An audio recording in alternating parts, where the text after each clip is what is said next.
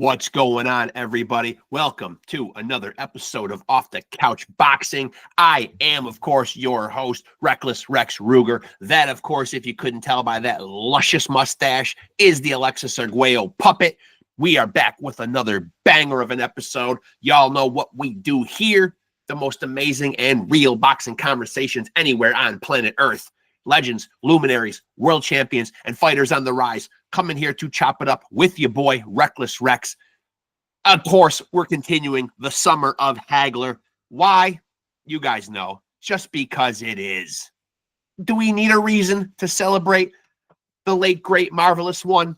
No, we do not. That is the correct answer.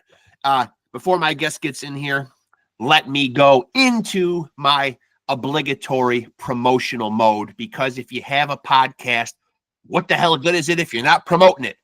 700 million other people got podcasts. I may be exaggerating on that number a little bit, but you got a podcast, you got to pimp it. The pimp hand is feeling strong. Let's get down to it. Make sure to like and follow Off the Couch Boxing on Facebook. The Facebook page is Off the Couch Boxing and Pod Scum. Both my podcasts, one Facebook page, because I'm too lazy to carry two of them. So tap into us. You'll get updates on new episodes, when they are dropping, who will be on those episodes, and any other big pertinent boxing news. If it is popping off in the fight game, your boy Reckless Rexx has got it covered and will keep you guys in the loop. Whether it's big fight announcements, breakdowns, analysis, predictions, fight results, anything. I'm putting it up there, and you guys will be kept informed. And, of course, if you're watching right now, you are in the right place. My boxing brethren, make sure to like, make sure to subscribe, make sure to smash that notification bell to stay tapped in. That's key right there. You got to know what's going on, because when there's great boxing content out there, you guys want to know. I mean, come on. You guys want to know. And we're chopping it up with some of the greats in here. So, like I always say, go peruse the past episodes. We are north of 270 episodes, closing in on that magic 300, which we've already hit with the other podcast, Pod Scum. And we got it in our sights with Off the Couch Boxing. We're going to get there. Great guests still to come. Lots of surprises, lots of tricks up your boy's sleeve. We will get to 300 episodes and beyond. The conversations, the content, it's endless. As long as people are continuing to put those gloves on and do this thing we call boxing, we'll have them on here. This platform is open to anybody and everybody who wants to come on, share their experience in their boxing journey, talk about upcoming fights, whatever. You know how we do it here, man. Keeping conversation alive. We're all over the board with it. Never know what we're going to talk about, but it's always going to be good. My guest is here, so we're going to get down to it and chop it up. You're excited. I'm excited. We're excited. Let's get down to it. Albert! Hey, how you doing? I'm good. How are you? I'm good. Can you hear me? Oh, yeah. I can hear you good, man. Yeah. It's good to have you back on here, man. How's things going? Everything going good, man. Just got in, coming from the gym. I want to ask you before we get into this fight, man.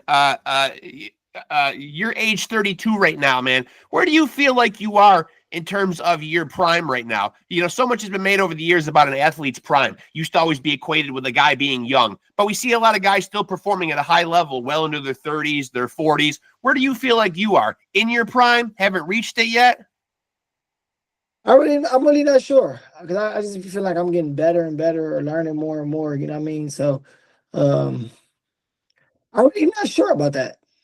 I feel in the midst great, of it.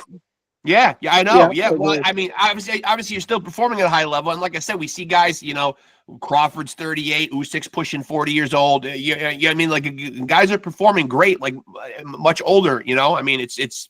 I don't know. Right. You probably got to attribute it to the training things and the things at your disposal nowadays. Yeah, I believe so. And then just, a lot of times with fighters, they fell off in their 30s, and they had different things going on. As far as drug use and alcohol abuse and stuff like that play a lot of factors in fighters too, you know what I mean? Yeah, And just taking a lot of punishment and fighting back to back to back like that, you know what I mean? So that could play a big role in it, because I see all athletes in the sports is lasting a lot longer these days, if it's not for injury, but they're just on their willpower and, working hard everything. Like look at LeBron James, you know. Yeah. So Have you thought about your own? Have you thought about your own career length in terms of like I've had guys on here that are very calculated and they know I don't want to still be doing this past a certain age, or I don't want to fight more than X amount of fights. Are you still kind of playing it by ear, or do you have a definitive number or age that you'd like to stop doing this at? nothing definitive. I'm just taking it as it goes, you know what I mean? But probably 5 more years or something like that. But it all depends how I'm feeling, how my faculties are, and how sharp I am, and I feel like if it's time to hang them up, it'd be time to hang them up. But who knows?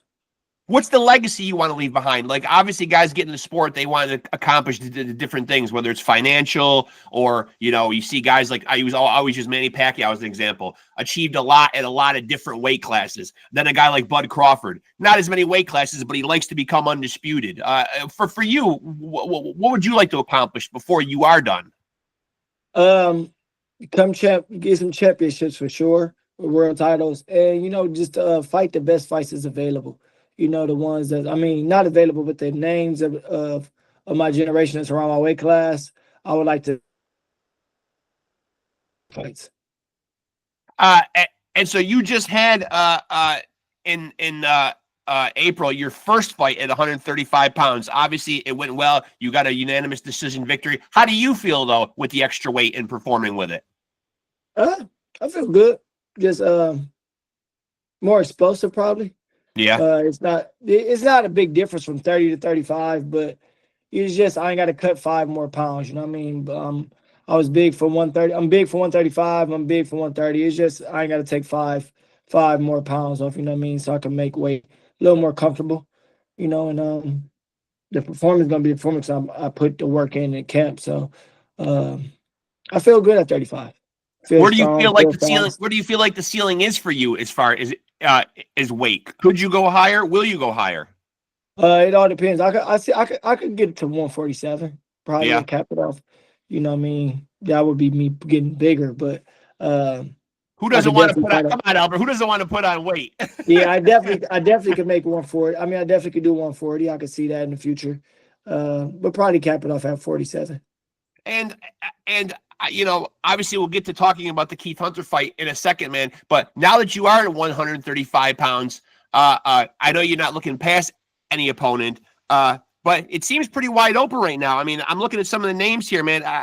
Haney has moved on. Loma has retired. It looks like Keyshawn has outgrown the weight. It looks like we don't know what's going on with Tank Davis. He's just signed to fight Jake Paul or whatever. So it seems like the 135-pound division, which 6 months ago had all these names and was extremely hot, seems pretty wide open right now. Right, for sure. I mean, and so with that being said, what is the timeline now that you're here at 135 where you'd like to be going for one of those world titles? Do you feel like we'll see it before 2025 is over? 2026 for sure. Hoping I'm willing as soon as possible. You know what I mean? So Yeah. After this, God, when everything go right next Saturday, get to win. I should be somewhere in the top 5 or top 10 of all sanctioned bodies. And like you said, a lot of stuff about to get shaken up with the names moving around and stuff like that. So it's gonna be some opportunities where mandatory is gonna have to be fought. Vacant titles gonna have to, be considered to the opponents for vacant titles and stuff like that. So I'm just trying to get in position so I'll be in striker range to either challenge the world champion or be in a situation where I'm an eliminator or get in one of the mandatory spots where I'm fighting. You know what I mean? So that's the plan. Just keep working the ranking bodies and stay active and keep getting these wins and getting the hardware with it to solidify those spots in those rankings. Now I know that the Keith Hunter fight, kind of came about him on his birthday, kind of calling you out. Were you okay with how that fight came about? Was he somebody that was in your crosshairs? Was this kind of planned out? Did you guys seem destined to fight each other, or is this maybe not the direction you would have gone in? No, it just was. It just came about. When he seen us at 35, he said something because we was following each other for some time now. I came across him a couple times out in Vegas in Bones Adam Gym and in Top Rank Gym a couple times on sparring days. We never sparred, but I'd seen him there. But it just he commented on my post after my last win. Then he inboxed me, said, something about fighting. I told him, all right, well, if it happens, it happens. He called me out. The opponent I had dropped out or fell out. I don't know what happened with that. And he inboxed me. I mean, no, he called me out, and then he inboxed me, and I said, let's do it. And it was just simple. It Simple as was that. easy, simple as made. Yeah, he called me out. I ain't do all the back and forth with him. I said, let's make it happen. Now, I follow both of you guys on Instagram. You guys both seem like pretty cool, calm, collected guys. I've had you on a couple other times. You certainly, man, are a pretty laid back guy. Any of the tactics that he does on Instagram where he's punching your face on the punching bag or holding up wanted posters of you, does this kind of stuff get under your skin, or is it always just business for you? Can anybody make it personal with you or not really? I think it's funny. You're laughing, yeah. Yeah, I think it's comedy. But I mean, it's stuff that can be that cross lines that make it personal. It depends. He ain't disrespect me, you know what I mean, for in outside of building a fight or disrespect what I stand for, my people or anything like that. So it's not personal. That's just fight banter, you know what I mean? So I think it's funny, you know what I mean? I laugh at it a lot. Are you comfortable? Are you comfortable with the fact that I know he was on my podcast. He was a bit worried because I don't know about worried is the right word. I don't want to put words in his mouth, but had concerns about it being in your backyard.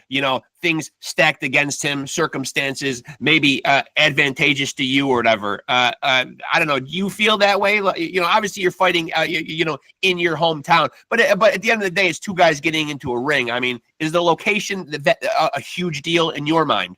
I don't think it's a huge deal because we're not this.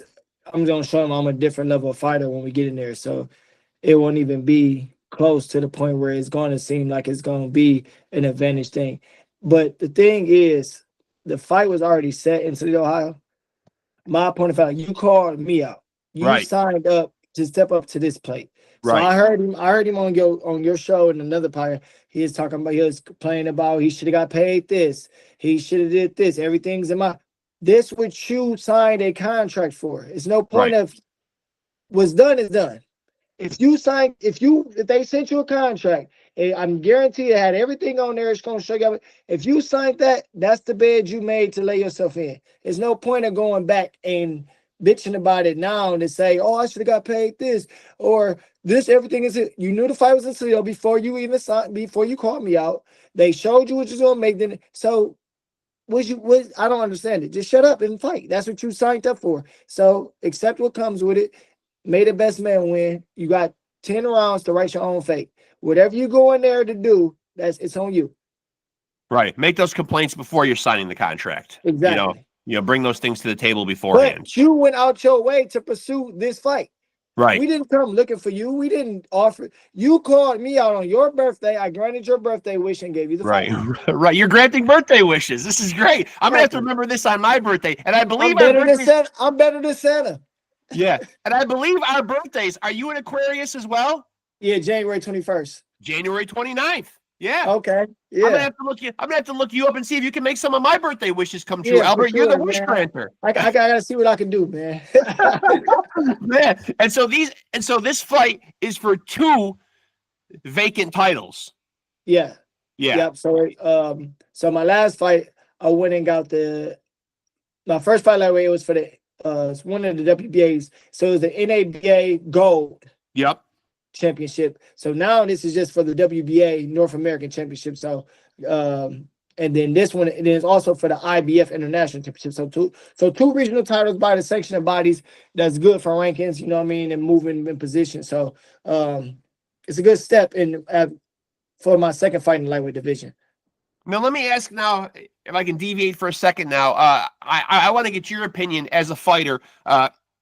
When you hear a guy like Turki Ala Sheikh, who I know he pays the fighters, he puts these cards on, he can put on the events that he wants to put on. But when he makes a comment like doesn't want to see Tom and Jerry fights, meaning guys that use their legs, guys that are defensive fighters, maybe there's a demographic of people out there that this isn't crowd pleasing to. People deem these as boring fights if a guy is too technical. I mean, I don't know that those are the smartest boxing fans who are making those comments, but because there is an art, obviously, and a craft to what those guys do. But as a fighter, you know, do you take offense when a guy like that kind of makes those kind of comments? A guy that hasn't climbed in the ring and he's almost kind of dictating. And I know he's putting on these events and he's paying the guys, but I mean, you know, to expect guys to climb through those ropes and have a slugfest in the middle of the ring, it's a little bit of a bold statement. I don't really feel no type of way about it because some of the fights that I believe he was referring to is not what he paid for. Right, you know, right. like, you know, Yeah. it was I can't, you know what I mean? But I understand because he got some fights where he appreciated the boxing, you know what I mean? But there was some of them fights that did not live up to expectation of all because of extra movement and failure to engage, you know. Right, But if he writing a check, if he don't want that on his card, then you know, like, yeah, if he paying, you know what I mean? So it's he pays for what he want to see, and that's his right to say what he don't want to see or to put out to his platform, whatever the case may be, you know what I mean? But that's the fighter's job to ignore all that noise, to get on there and do what you got to do to win. Good point. Wherever go, you know what I mean? So if they don't want to bring you back, you don't want to bring you back. But you got in there and you got your win, you got your check, and it's on to the next. Situation's gonna come up, situation's gonna fall out. But it's on you to make the best and write your own fate while you're in that ring. Rather, no, I did mention it. Yeah, I agree with that. 100%. And so I just mentioned some of the names that seem like that aren't going to be there at 135 pounds anymore. In a way, you being a competitive guy and now arriving at 135 pounds, you know, obviously, like that division was really cooking, and it's still cooking. I mean, but are you, in a way, as a fighter, kind of disappointed that some of those fights can't be made now because, or does opening the division up and not having those names there? I know you want the best fights. You know, is it better or worse? How do you look at it? I mean, I feel like it's kind of the same a little bit, you know, because it's not like 147. How 147 was the best, I mean, the division ordinary, then it just completely died out. It's still a lot of great names at 135. And it's going to be a lot of emerging stars to come at 35 that's making their ways in contention right now. As far as the winner of the Sam Noakes and Abdullah Mason fight, you got Kid Schofield that's making his ways. William Zepeda is still there. Shakur Stevenson is a champion. Lamont Rose just had a great showing against Tank that he's growing into his own at 135. Andy Cruz, Raymond Mortaya, these are all undefeated guys that's becoming stars in their own right. Then you not no telling what Tank gonna do. Right. Still at 135, you know what I mean? It's a couple names that's not there no more, you know, as far as Lomachenko has gotten older, you know what I mean, and retired, and he's trying outgrowing the weight. But like, just how 30 is not that far from 35, 35 is not that far from 40. So when she become a champion at 35 and do what she there, the right 140 is right around the corner. So if you miss some names, it's still in limbo. So I think it's fair. I know they're calling this an exhibition fight, but how the hell do Jake Paul and Gervonta Davis arrive at a weight where they can fight? For God's sakes, Jake just got himself up to cruiserweight / heavyweight size, and he's fighting a guy who's, you know, who could probably maybe make 140 tops. Hey, crazy. Only in America, right? But it seems, I mean, you know, I don't know. Where do you stand on? I may have asked you this on past podcasts, but do you like what Jake Paul has done for the sport? I know people say he's brought eyes to the sport. He's gotten guys on his card paid, done some good things for the women fighters. But ultimately, you know, do you like his presence in the sport? I mean, I think it's good. You know, like the things you just mentioned. That's the only way I look at it. You know what I mean? He gets some guys paid. He gets some legends paid. You know, he's actually improving as a boxer. You know, the thing with Tank, it's not. I don't really see it as a black eye on him, but more so far as Tank. You know, that's more fall on him because we know what to expect from Jake Paul. What type of shows he want to bring? He want to bring what's people attract the eyes. They want to see the, you know what I mean? He want to get the $30 million checks out and YouTube. And I mean, you know what I mean? The YouTube viewers to cross over to bring the Netflix platform and stuff like that. So you know what to expect with Jake. You know, he want the biggest attraction out there, and that's a big attraction. It's more so on the diehard boxing people that's more so on Tank getting on him because you have a lot of unfinished business in the division with all these other big names. Just came off a draw. You Yep. are a current champion, and for you to come back and say forget the draw and don't rematch that guy or fight the Shakur Stevensons or whoever out there that's opposing you, and to go off and do that, you know what I mean? But Tank has said this again multiple times that, you know, he's probably about to retire, you know. So Yeah. if he wants to retire, what better way to go out than getting a big old bankroll, you know what I No, mean? it'll For be a big. sparring, It'll be for a big. sparring session. So Yeah.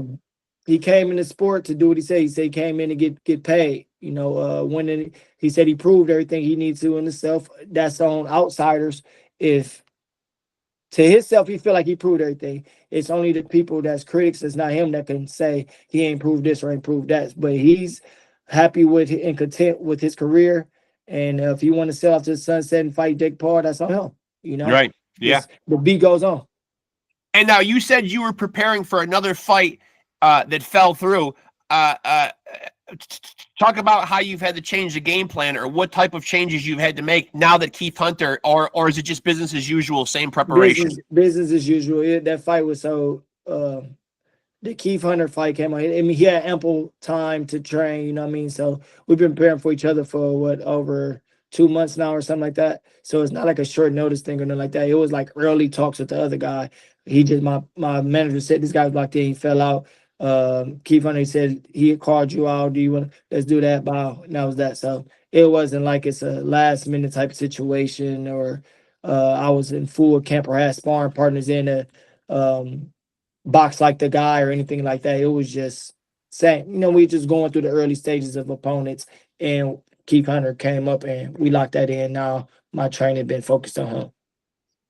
And so I want to get back to now that this is your second fight at 135 pounds. So when you move up, and you've talked about you could go to 140, you could go to 147. Do you have a timeline on like when you want to like leave 135? You know, do you have to accomplish certain things before you move on? Like, you know, how do you know like when that time is? Like, do you want to attain certain things at 135 before you check those other weights out? I would like to fight. I mean, I would like to get some world title shot, world championship, and try to unify or get the biggest names in there, win them. You know what I mean? I just got there, so I'm making 135 super easy. So it's no rush, or I don't have no made 30 for real if I wanted to. So I'm not in a rush to go to 140 or 147 or move on, stuff like that. So just got to see how it goes out here. And I plan to be on 35 for some time though. Are you happy with you know, I want to get your assessment of like where you are, like from an emotional, mental standpoint. I mean, you're 27-0. I feel like you are overdue for a title shot. Has there been frustration at all in your career? Of course, it's been frustration, you know, especially after being at number one for over a year, not getting a shot and stuff like that. So it's definitely frustration, but it's just how you wear things and how you respond to things. You know, I could bitch about it. I could hold my head down. I could go at the sanctioning bodies or a sanctioning body, stuff like that, and dig myself a deeper hole. You know what I mean? But you know, it's life. It's gonna adversity gonna come with it. It's what build character and build the story. So just got to keep pushing forward and keep taking life as it come. You know, and grabbing it by the handles and staying positive. So I just put my best foot forward and just keep stepping. You know, I know eventually everything will happen when it's supposed to. All I gotta do is Has keep to. going. Yeah, has to. I mean, geez, you keep winning fights. I mean, you know, you can't be denied. I mean, Yeah. So was delayed. It's not denied. exactly. Obviously, like I said, you've won 27 fights. You know, you're not a guy that's known as per se a classical knockout artist or whatever. So when you go to the cards, because, and I bitched about this on the podcast many times, I love the sport, but it is a black cloud over the sport when we still see bad judging, bad scorecards. You've been to the cards many times. Have you been in those situations where when they're reading those cards, you are worried about being on the short end of the stick? And how do you deal with it mentally as a fighter? Nah, the only fight that I ever felt like I never lost more than 3 rounds in a fight Yeah. on paper. So I haven't. I know when I know like I can judge the rounds basically. You know what I mean? I Yeah. know what I'm doing. I know if I'm getting hit with some stuff. I know if it's a close round when to step it up and stuff like that. So I I haven't been in a position where I feel like, oh my God, I don't know if this fight gonna go this way. That I haven't experienced that yet because I never been in a situation where I was close. And as far as his knockout guys and stuff like that, if you've been paying attention lately, and if that's for the sanctioning bodies, the promoters, and that, you'll see it's a whole different ball game been going on. I've been putting everybody down. I fight everybody in touch. I done dropped them multiple times around and got them out of there. These last 6, 7 fights. Is that a conscientious change that you've made, and what has changed? No, it's just giving the people what they want to see and know I'm healthy enough to do it, knowing my hands holding up and um, knowing I'm 100% when it comes to stepping in there and not going in with a busted hand or stuff like that. So I'm in a good space and everything happened as it should at the right time. When you got into boxing, man, I forgot. I may have asked you this before. How young did the journey start for you, man? When did you get boxing gloves on? Like 3 years old. And were Something you like that. watching a lot? Were you watching the sport a lot on Yeah, TV? I come from a boxing family. My dad is still my coach to this day. I had Okay. older brothers that box. My uncles box. So I come from a fight. I come from a fight family. And Toledo is a fighting town. So we don't got major sports. So everybody box here. So and Ohio is very rich in boxing. Well, the whole Midwest. So we go around fighting each other as amateurs. So you're getting some of the best experience, especially going to national tournaments and national tournaments and national tournaments over Yeah. and over. So Yeah. but yeah, I definitely watched a lot of boxing growing up. I didn't like watching boxing until I was like 14, probably. It used to be boring. It used to put me to sleep all the time when I was younger. Yeah. Staying up super late, watching them pay-per-views and stuff. But yeah, I fell in love with boxing, watching fights. So I watch all the fights, undercards, pay-per-views, all pay-per-views, YouTube streams, pro box streams. I watch them Yeah. all. So Me too. Me when too. good fights on, I watch. And and talk to me a little bit about because we've seen that dynamic in the sport without mentioning any names. Sometimes it's a good dynamic. Sometimes it looks like it's a bit of a toxic dynamic. But talk about that relationship with you and your father, and like what that's like. Balancing the father / coach. It's always been great. My dad lets me be me. I'm my own man. He understands that. Um, we we uh we talk a lot of things out. You know what I mean, as far as how we do this, how they. But he let me be me. He let me be a grown man and make my own decisions outside the ring. That's why I think a lot of stuff goes with father and son situation. They can't separate the two. Yeah. Uh, but we good. We always been good. That's my guy. Yeah. Yeah. I think you hit it on the head right there, man. Letting somebody be their own man and not kind of overstepping that and wanting to take the spotlight from the actual fighter themselves. Yeah, for sure. My dad like me. He real laid back into himself. So we don't we don't bump heads much. Only time probably. Um, oh, No, I just lost your camera. There you go. And now, did you feel like when you got into boxing, because you got into it at such a young age, when you got into it, did you feel like a part of it came very natural to you? Did it feel natural to you? Did it, is it a skill set that you just realized, like, hey, I've already got an inherent ability to do this? yeah, I felt like it came real natural.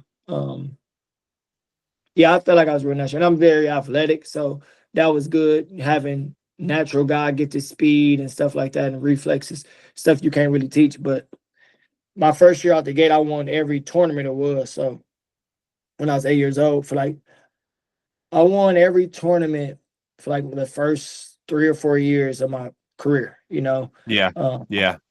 every championship that was because you couldn't really go to national stuff to a certain age. But my first year out the gates, I won the silver gloves, the golden gloves. We had the Ohio State Fair then, Junior Olympics, all that. I repeated that like 4 times. So I knew off the dribble I was real good. I had like 4 top like champions. I know now they give you belts every show you go to as amateur, but back Yeah. then it was a Yeah. thing to win a title, and I had like 4 or 5 belts like after my first year. So I And just knew it. So, And so you mentioned being athletic. Was there any sport that kind of ran neck and neck with boxing that you entertained doing, or was it always No, going to be boxing? always boxing. But I like to play basketball a lot. I like to run, jog, and stuff like that. So I do a lot of different things. I know how to. I think I know how to play or do any sport that try to. But Yeah. basketball would be my second. Basketball, but could you have made a pro basketball player? You think? Nah, No. I don't know. If I worked at boxing, who knows? Because I like all my friends growing up in school and stuff. They're all basketball players. Are But they? my work ethic was way different than theirs. Like I used to go to practice and stuff all the time just because they coaches like to have my mindset to be around them because they'd be complaining about it. You know what I mean? So, Right. Right. um, and I think that's how I actually grew out my growth spurt, just playing basketball all the time, like in early high school and stuff. But I don't know, cause let me see, you have to do good. You know what I mean? Get in high school, get varsity, do good, get a D1. Yeah. Yeah. Heal for a little bit, Especially to get to the average. NBA. Especially to Yeah, get to the NBA. average like a good. You could average 10 points in college and be good at a D1 school. Yeah. You know, and I don't know. I never really thought about it, but it could have been done. But the height thing sometimes, though, man. See, I'm 6'4", and people will tell me that I'm a big guy, But then I look at NBA players and I think, yeah, I'm in the regular world around my own people. 6'4" is big, but if I were standing next to LeBron James, I'd be a dwarf. I wouldn't even be a Right. good sized point guard in Did you today's play NBA. basketball? I'm halfway decent. Like my son that used to co-host the podcast with me, extremely good, extremely good. But I feel like your sport shapes your body. Yes. You know, like so if you had 6'4" right now, and you was actually playing basketball from you were a kid to you probably would have been 6'8". You know, Yeah, like you could maybe. have been 6'7". Yeah, you're right. You know, so Yeah. yeah. So I don't know. You could have. Yeah, you're right. You're right. Maybe I would have grown another 4 or 5 inches. Yeah, because it'd be like that. Because that's like football players. They like shorter, stocky, but they really explosive. Right. Basketball player are more lean and lanky. Like it's from shaping. Yeah. Like boxers, they look like regular size people. They're like, dang, you only like a bigger boxer, like 168. You're like, dang, but you Right. would think me 185, 190, but the same size as somebody that's 220 pounds Right. outside of their, Right. Right. so like the sport you does kind of like shape your Yeah. body. So, Yeah. Now you've been doing this for so long, man. Yeah, did you envision your life after you hang up the gloves? Like I know you still got a lot of fighting to do, but do you feel like boxing will always be a part of your life? Like when you are done competing in the ring, like are you interested in promoting or coaching, training? Do you feel like you'll always have a foot in the sport somehow? yeah, I feel like I always have foot in there somewhere. I would like to get in commentating. I feel like Yeah. I'm well spoken enough and can Yeah. call and educated on boxing enough to see what's going on and articulate it to the listeners and viewers. But I'm coaching right now. Actually, I run a youth program in my city, so I do a lot of Okay. coaching right now. I literally just drop my kids off that I train. But I got 2 boxing gyms already in my city, stuff like that. So I think I'd be around the sport for a while. And now when you're coaching these young kids, like what's the biggest pitfall, obstacle, or like hurdle that you think like young boxers breaking into the sport have to deal with? I mean, like what do you see the common mistakes or the common like problems early on in the young boxer's career? I just think it's getting the attitudes right now. Yeah. Like, because I'm still new into the youth situation, so I'm not at this point where they're going out and fighting multiple times and stuff like that. So I'm getting in the early stages, but it's just the attitudes and mentally. So I'm a qualified mental health specialist as well. So I know I'm identifying a lot of things with the mental health, that they needs to be concerned with and helping them with that more so than just training the boxing. So I'm trying to get them comfortable and get them to knowing it's a safe space and they can trust me. I can trust them. I'm there for them outside of boxing and whatever. And then they giving me a better version of themselves. Like when they come around, they're just bad, cussing, but Yeah. they got stuff going on at home. So identifying that and helping. Now I'm seeing myself grow on them a lot more, and their attitudes are coming a lot better. They're not cussing as much. They're more respectful. They're more disciplined. You know what I mean? They ready. They on time. They ain't lacking. They getting it together. So that's what the thing what I'm doing right now. The boxing's gonna come. You know, good foundation of. I know I'm caught from the old school cloth, so we Right. get them that, and then I still got the people that teach me around, helping them. So they gonna be all right in boxing. So I just got to get the other stuff going on with them, getting them comfortable where they could fall in love with the sport and a comfortable environment. Now, I find that interesting that you work in the mental health field because I'm wondering if you're studying or working in that field, because a big component of boxing is mental. Sure, you got to have a physical skill set and physical tools, but do you feel like what you do, it all parlays, into boxing? Yeah, for sure. Boxing is 90% mental. Yeah. You could be in tip top shape, but if you go out there missing shots and the dude make you miss and pressure you just a little bit, Right. then then your mental is gonna take you out of it. But everything is mental in boxing. That's why they say show no emotion and stuff like that. When you're in there, when you miss a shot, don't show them on to the next. So you got to be able to control your mental and stay relaxed. So getting there and understanding it, I feel like that can help you a lot in the sport for sure. In all these years that you've been doing it, man, since 3 years old, man, like what's the biggest lesson or two that boxing has taught you? Sacrifice it. Sacrificing for what you want in life. And I can't say too, boxing taught me so much throughout my life, staying disciplined, dedication, sacrifices for sure. That's a one because people don't understand that you gotta like I know people always say hard work and dedication, but it's so easy to work hard and be dedicated, but still don't sacrifice and don't get what you need because it's like you're doing something for tomorrow. A lot of people are living for today, but boxing is a sport where things get greater later. So you training hard for this so you can be able to fight good this day. You get what I'm saying? And win the championship so you can take care of your family from what you get paid for this situation. So it's a lot of things for tomorrow. So in order to be what I need to do and keep it like on a straight path, is I got to sacrifice. I can't be out all night with my friends, partying, drinking, smoking, sleeping around with multiple girls. You have to sacrifice the things that others get to so freely for what you're trying to do and stay disciplined. You know what I mean? Because it's not going to align with who you're trying to be or what you're trying to become. Right. I think, I think the general public sees you guys climb through those ropes and they just see you guys in great shape and do what you do on the night, but they don't see everything that goes into it. Yeah, the stuff that you guys don't eat, the stuff that you guys can't do, the stuff, the early going to bed, getting your rest in, all that running, like people don't see that. They see the finished product on the night. Right. Most definitely. Yeah, I would say sacrifice. Yeah, it is for people that don't know, man. Boxing's like a lifestyle, man. Like you're not just a fighter on that night; you're a fighter 365 days a year. Right. If you want to be on the elite level at it, for sure. And so, I know I just had Keith on here a couple of weeks ago. I've had you on here now. I like both of you brothers, man. I really do, man. What's going to go down on August 30th? I know what Keith just told me will go down on August 30th, man. But, you tell the public what's going to happen August 30th. Realistically, I'm going to go in there, fill him out. Or if he comes and try to fight, I'm going to pick my shots. Break him down, then try to get him out of there in the later rounds. If not, we'll get the decision.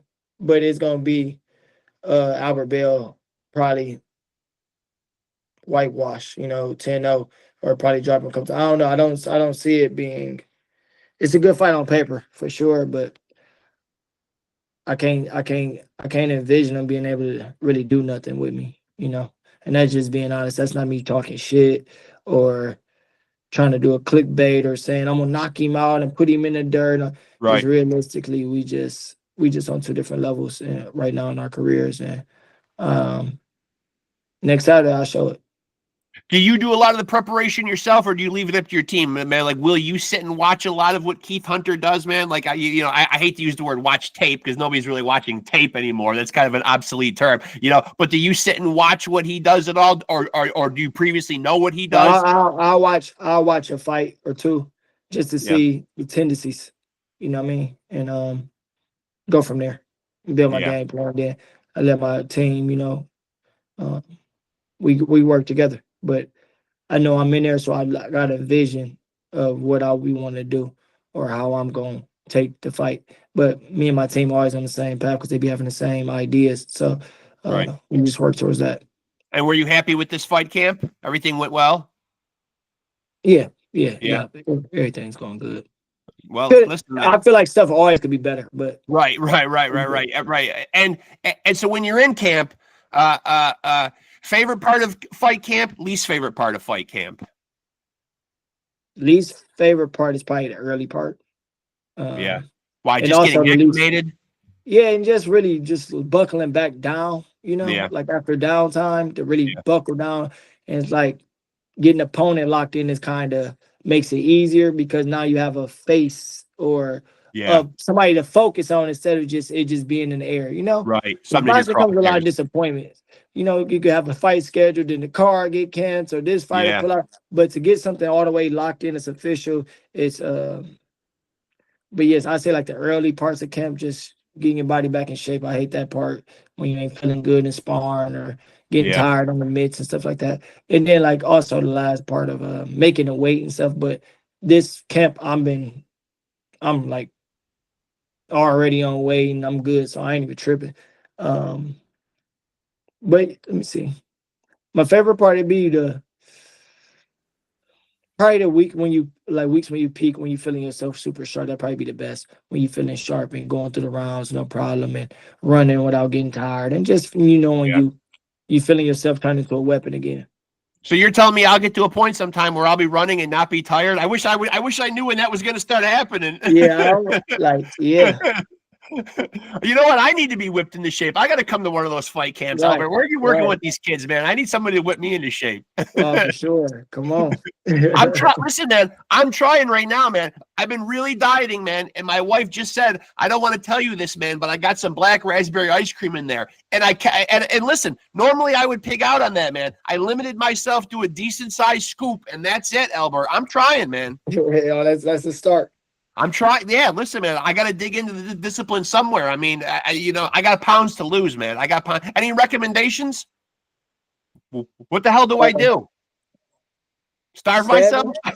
Salmon, grilled chicken, shrimp, certain types of rice, Yeah. broccoli, asparagus, green beans, stuff like that. Just healthy stuff.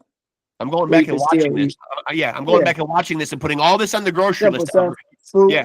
A lot of fruit. Yeah, I've been doing a lot of fruit. A lot of water intake. Yeah. That's good advice. That's good advice, man. I mean, I'm 52 years old, man. You get to a point where you can't take your health lightly anymore. You know what I mean? You can't. Health is wealth. It is. Listen, man, I know you had a long day, a long training session at the gym, so I appreciate you getting home, man, and hopping on here with me, man. And No you've always been awesome to the podcast, man. The third time having you on, man. I always love chopping it up with you, man. So I wish you a lot of luck, man. I'm gonna be watching next week, man. I'm excited. I encourage people to watch this, man. I know it's not always one of I know people love the big blockbuster ones, but this for me is a fight fan's fight right here, man. It really is. For sure. Yeah, it really is, man. And so this will be on televised on DAZN? No, I guess it's gonna be on millions.com. Millions. Okay, so that's where people can tap in. Okay. Yep, on Millions. And if people want to tap in and keep up with what's going on with you specifically, where's the best place to keep up with Albert Bell? My Instagram, Facebook, Twitter, Albert Prince Bell. You're all over the place, man. Yeah. Listen, man, I always appreciate you, man. Thank you so much, man. Always good talking to you, man. And we'll do this again for sure. For sure. Thanks for having me. Appreciate you. Always, brother. Thank you, man. Good talking to you, my friend. Yes. Later. There he goes, folks. Friend of the show.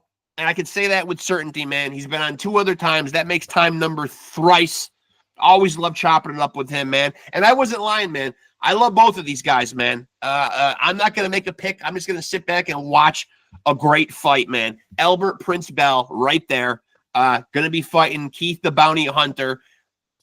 Not this weekend, the following weekend, August 30th. Tap in. If you're a boxing fan, these are the kind of fights that will often get missed because they're not huge marquee matchups on these big, stacked, ridiculously promoted cards. But this is going to be a good one, I promise you. These are 2 great guys, 2 elite athletes. Albert obviously he certainly feels that he's on a different level. When Keith was on here, he feels like he's going to be able to do what he wants with Albert. So, and we hear it when we're boxing fans. Styles make fights. You got two guys in the prime peak of their career. They both want to progress in the sport at their respective weight class of 135 pounds. Both have something to prove. Both are trying to get to an end goal. Albert is 27-0, knows that world title is within reach. He was deserving in his last weight class, highly ranked, as he said, number one in some sanctioning bodies. And I don't know, call it what it is, bad timing, politics, yada, yada, yada. Didn't get where I think he should have been. Keith Hunter, the exact same way, feels like, cards have been staked against him. Hasn't always gotten the fair shake, hasn't always been put in the right positions. So these are two guys very motivated coming into this fight, man. I'm very eager to see this one. And I wasn't just blowing smoke. I've had great conversations with both of these guys. I consider them both friends of the show. I wish both of them luck, health, success. Obviously, both coming out of the ring intact. Nothing major happens to either one of them. I like both of these guys, man. So, and they've both been incredibly gracious in coming on this podcast. As I said, Albert's been on 3 times. I anticipate for sure having Keith Hunter, new friend of the show, on for sure in the future, and collaborating and doing stuff, and having him on again as well. So all I can say is tap into this one, folks. This one is going to be good. It's going to be fireworks. Both guys are out promoting the fight. They've taken to Instagram. They've traded little barbs here and there. So it's going to be a good fight. It's going to be a good fight. I'm really looking forward to this one. I've been looking forward to this one. I've had the date circled for a while now. And I'm excited about it. These are the kind of fights that real, true, diehard fight fans should look forward to, should tune into, and should support. So again, thank you to Albert Prince Bell. I always love having him on, man. A great interview, a great chat. And again, I wish him all the luck and all the success in the world. As I do for Keith Hunter, man. I hope it's a successful night for both of them. And what else can be said, man? Another great conversation with Albert Prince Bell. He said the site to go to watch the fight. I'm 52 years old with a bad case of CRS. Can't remember shit. So he just said it a couple minutes ago, and I'm here wrapping up this episode, and I don't even remember. But the good news is you can play this back again and again and again and again and again. Write it down. Go to whatever site it is, man, and tap in on August 30th. That's all that I can say about that, man. You've got this. It's recorded, and it's here on YouTube, or at least it will be. And if you're watching it right now, you're on YouTube watching it. So jot that down. Go to that site. August 30th, tap into this fight. And of course, Albert also gave his credentials on where you can tap in with him personally and find out what's going on with his career on social media. So again, now I'll do a little promoting here, as I've promoted their fight, and I do want people to go and tap into this fight.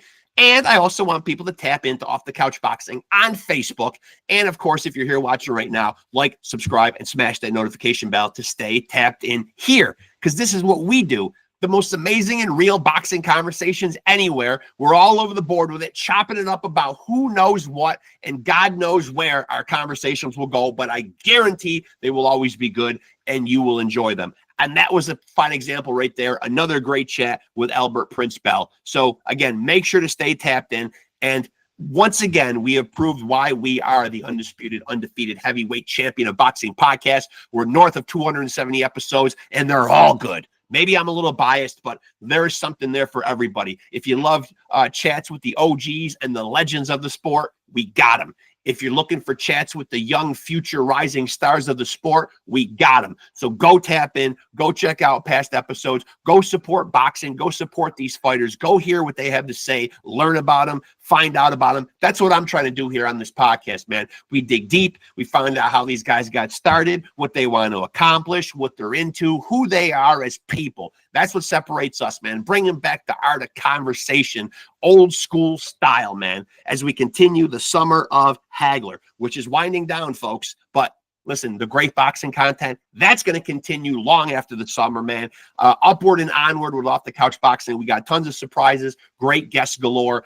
So we will keep on churning out the great content. And again, that's why we're the Champion of Boxing podcast. And the good news is you at home can be a champion too. And all you got to do is continue to stay tapped in to Off the Couch Boxing and continue to roll with the champs. Peace.